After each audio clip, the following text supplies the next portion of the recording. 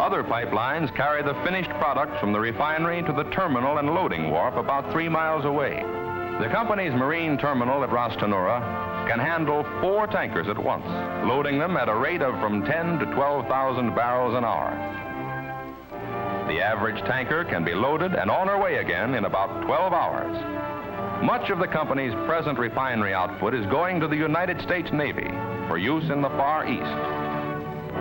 By 1950, production of crude oil is expected to be double what it was in 1947, or even higher. To handle this huge volume, greatly expanded transportation facilities will be needed. Materials have been arriving in the Persian Gulf for the world's largest pipeline, a project of the Trans-Arabian Pipeline Company, an affiliate. The first leg, from Abqaiq to Qatif, has been completed. The Trans-Arabian Pipeline route lies across 1,075 miles of desert, plains, and coastal ranges to the Mediterranean. When completed, it will carry about 300,000 barrels daily.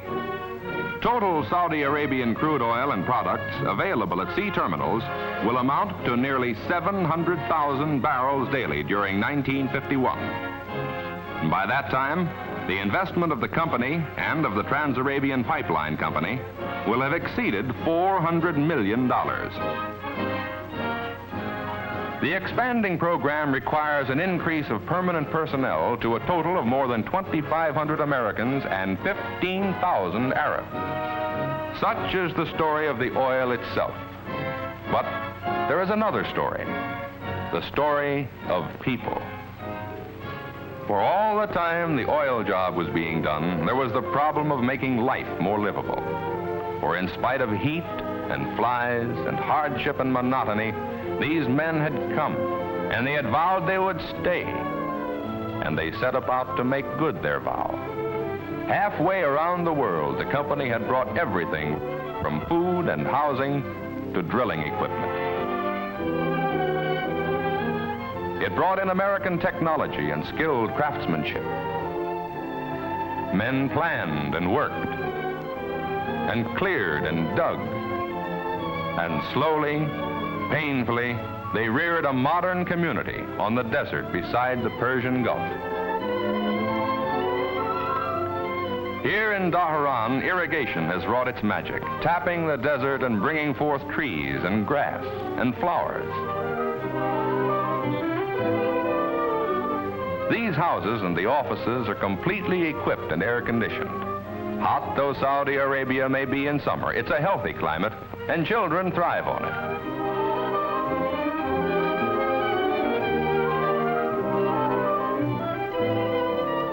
They go to school as they would in America. Just about as they would back in their own hometowns, Paul Strong and his friends visit in the cool comfort of their modern homes at Dhahran.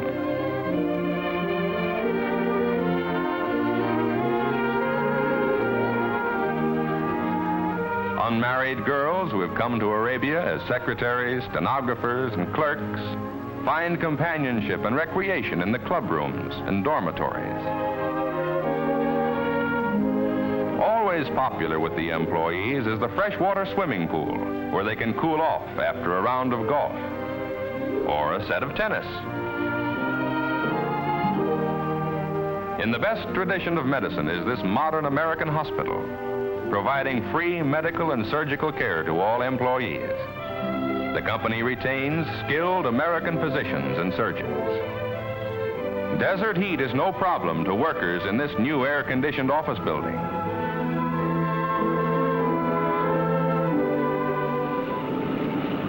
There's an airport only about 40 hours by air from New York, by company plane or commercial airline.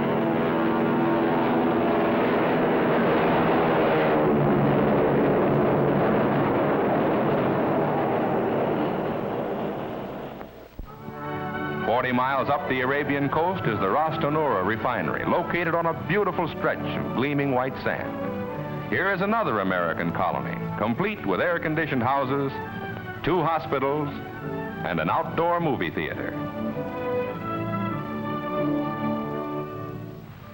Out of every $2 invested in the concession, $1 goes into housing and other service facilities necessary to take care of employees, Americans and Saudi Arabs. The company has never forgotten that it is a guest in the land of the Saudi Arabs, and that the best interests of its hosts must at all times be served. Today, more than 12,000 Arab workers are employed by the company, and their number is increasing steadily.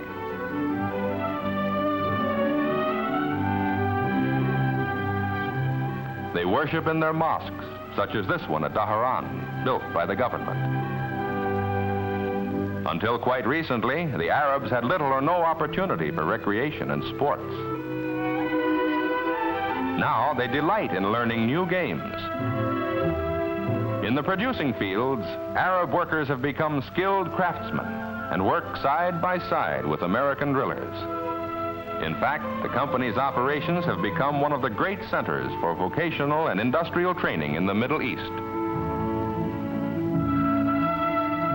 In the refinery, too, Saudi Arabs who a few years ago knew only the life of the desert now skillfully operate complicated oil refining equipment.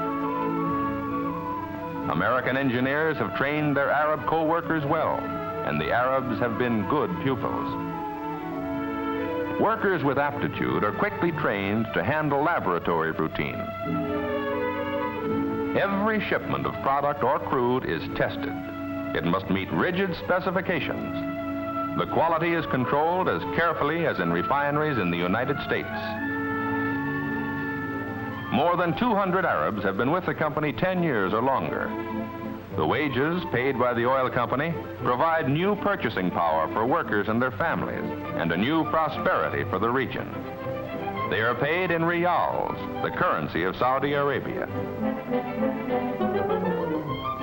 These riyals are bought by the company from the Saudi Arab government, and this in turn makes available supplies of dollar exchange.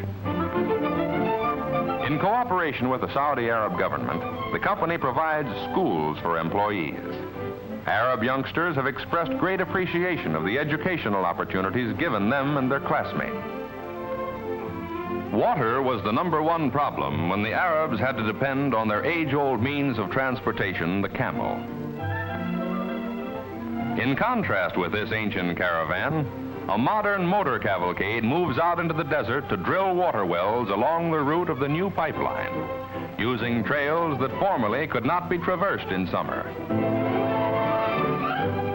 Much of the desert is impassable to ordinary tires, so this special type of oversized, heat-resistant tire was developed. It defies the soft and treacherous sands. These mammoth trucks, veritable locomotives of the desert, were built especially for oil field transportation in Saudi Arabia. They will handle hitherto unheard of loads.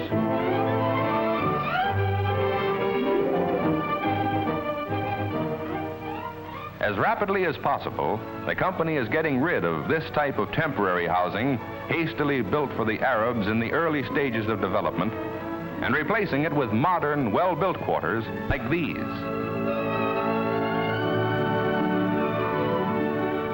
Among the more important undertakings for the benefit of the Saudi Arabs, wholly unconnected with oil operations, is the full-scale agricultural experiment project that is underway at Al-Kharj.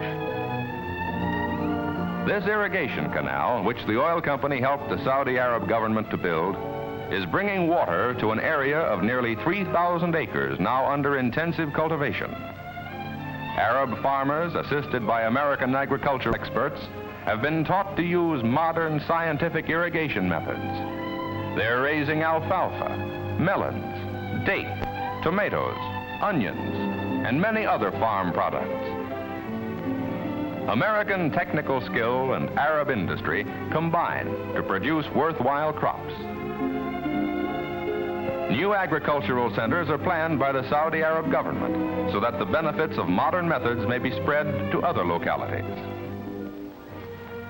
The king sees the oil development as the greatest single means to modernize his country and improve the living standards of his people. The Navy has said that Saudi Arabian oil is one of its most important strategic sources of supply.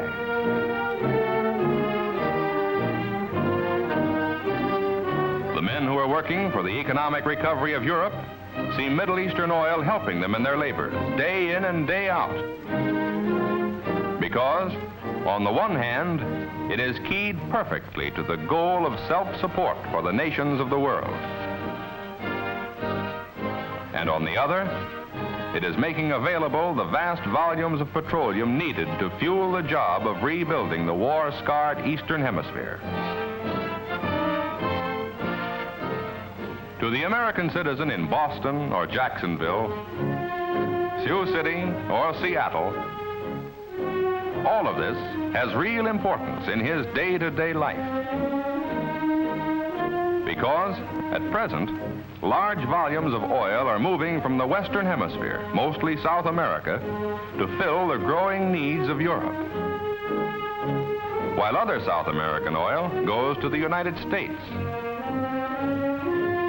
Shipments to Europe from the Middle East have increased since the war ended, but are still only a small part of what can come from there. Shipping oil to Europe from the Western Hemisphere is not only uneconomic, but puts a drain on resources we may need over here. However, this situation is changing.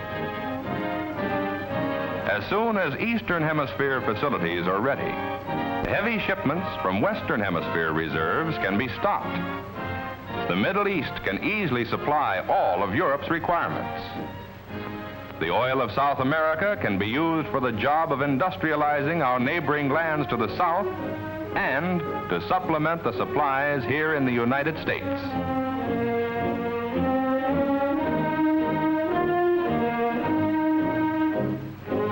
Now that the risks have been taken, now that the pioneering has been done, the way is open for other American companies to come into the Middle East and join in developing its great resources for the benefit of its people and of the world. A guiding principle in Aramco's venture has been the belief that foreign capital cannot justify its presence in any land unless it operates in the interest of that land. Fully vindicating that principle has been the mutual trust and goodwill that have grown up between the American oilmen and the Saudi Arab government. Thus, American venture capital is developing new standards of life in an ancient realm, where a people with a glorious past are now building a glowing future with their partners from the other side of the world. East and West are united in pioneering a new frontier of progress, serving the interest of the Saudi Arabs, serving the interest of the United States, and demonstrating the vitality of the American system of free enterprise. A system which, from this new frontier, is pumping into the trade of the world oil, one of the materials that is making a truly great contribution to our modern civilization.